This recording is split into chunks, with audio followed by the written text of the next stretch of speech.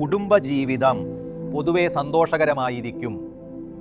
കുടുംബാംഗങ്ങളുമായി കൂടുതൽ സമയം ചിലവഴിക്കാൻ അവസരം ലഭിക്കും.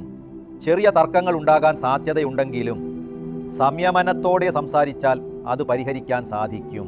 ദാമ്പത്യ ബന്ധത്തിൽ കൂടുതൽ അടുപ്പവും സ്നേഹവും നിലനിർത്താൻ ശ്രദ്ധിക്കുക.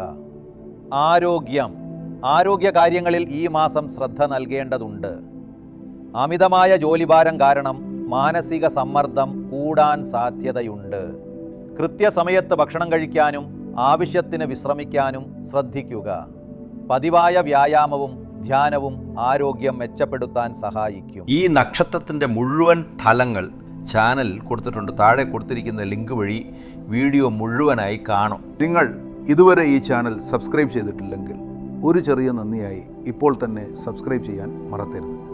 നിങ്ങളുടെ ചെറിയൊരു ക്ലിക്ക് ഞങ്ങൾക്ക് വലിയൊരു പിന്തുണയാണ്.